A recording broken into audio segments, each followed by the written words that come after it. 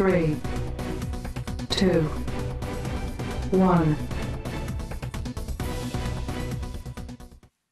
산 정상에서 두 남자가 만났는데 두 사람이 원수 사이였어요?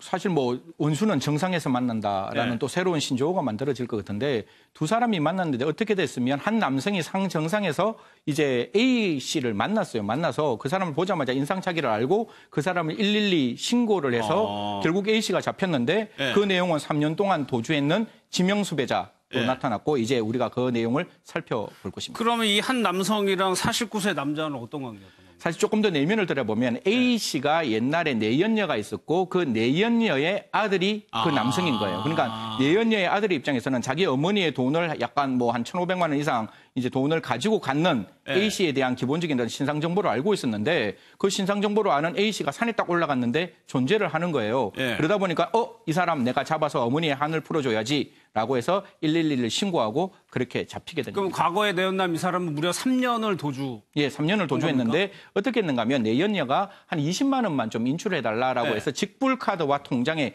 비밀번호를 가르쳐줬는데 제일 처음에는 조금 이렇게 인출하다가 그 뒤로 계속 돈을 인출해서 결국 1,500여만 원을 인출했는데 이 사람이 어떻게 도피 생활을 하는가 하면 그냥 이렇게 걸어 다니고 그다음에 특별하게 이렇게 차를 타고 다니지 않았기 때문에 사실 잡힐 수 있는 그런 어떤 확률이 매우 적었는데 결국 등산을 하다가 등산에서 그 내연녀의 아들에게 마주치게 되어서 이 사건은 이제 결말을 맺게 되었습니다.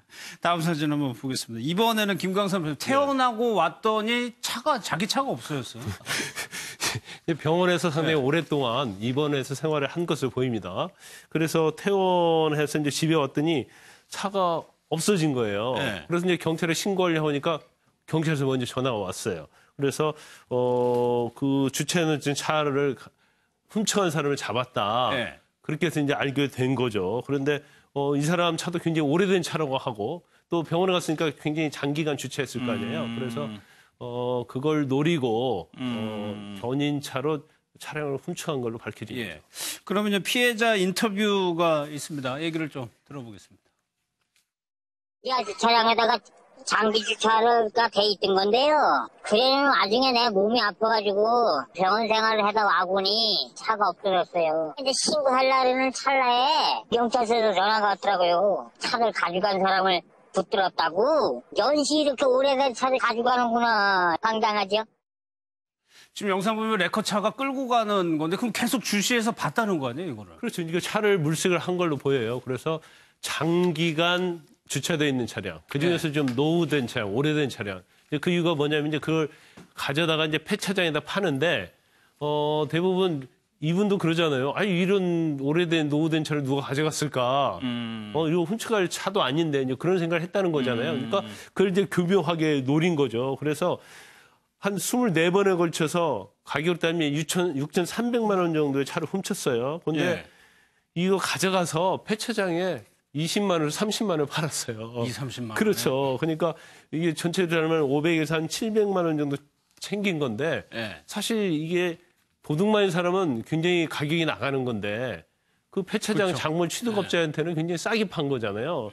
그래서 이 견인차 기사는 일단 저 혐의가 굉장히 많고 그래서 이제 상습절도가 인정이 된 거고요.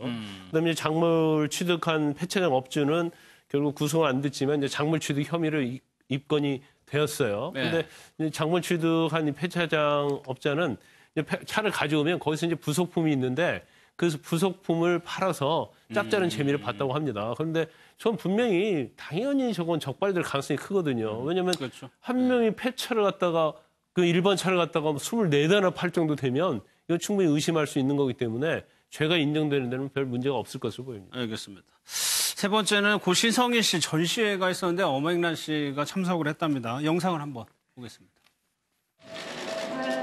아낌없이 주련다 기억하세요? 아낌없이. 신성일 선생님 스타덤에 오셨죠? 여기 싫어하자 그래가지고.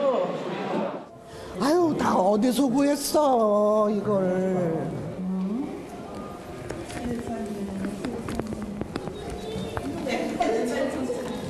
모든 사람들한테 내 슬픈 모양을 보여주기 싫어서 안 나갔어요. 3년 동안 집에만 있었어요, 강아지하고. 저녁 노을만 이렇게 지면은 소리 없는 눈물이 나도 모르게 여기서 주르륵 나와. 유명한 사람들하고 결혼하지 말아라 그러고 싶어.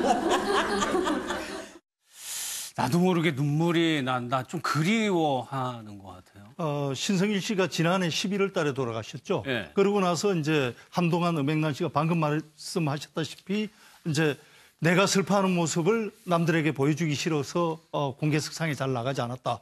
지금 그러니까 신성일 씨가 돌아가신 이후에 처음으로 공개석상에 그렇죠. 나와서 이제 마이크를 잡은 케이스인데 지금 서울 마포구에 영화박물관이 있는데 이 한국 영화박물관에서 청춘 신성일 전설이 되다 이런 제목으로 지금 기획전을 하고 있으니까 예. 그 기획전에 참석해서 이제 그 신성일 씨에 대한 그 애틋한 감정을 다시 표시를 했는데 예. 정말 구구절절 아직도 노을만 지면 소리 없이 눈물이 난다. 이 양반은 지금 뭐 하고 있을까 해서 신성일 씨에 대한 애틋한 감정을 그대로 표현을 했는데 예. 마지막에 웃으면서 한 말은 또 뼈가 있는 말이기도 해요. 유명한 사람과는 절대 결혼하지 마라. 예. 집에서 얼굴 보기 힘들다. 이런 말은 또 좀 신성일 씨에 대한 한편으로는 약간 서운했던 그런 것들을 또 표현하는 말이 아니었나 싶습니다. 예, 또 웃으면서 말씀하셔가지고 좀 안심이 되기도 하네요. 어제요, 저희가 부산의 알파카 소식을 전해드렸는데 그 해당 영상이요. 부산일보 영상을 사전 동의 없이 저희가 사용을 했는데 부산일보 측에 사과의 말씀을 좀 드리도록 하겠습니다.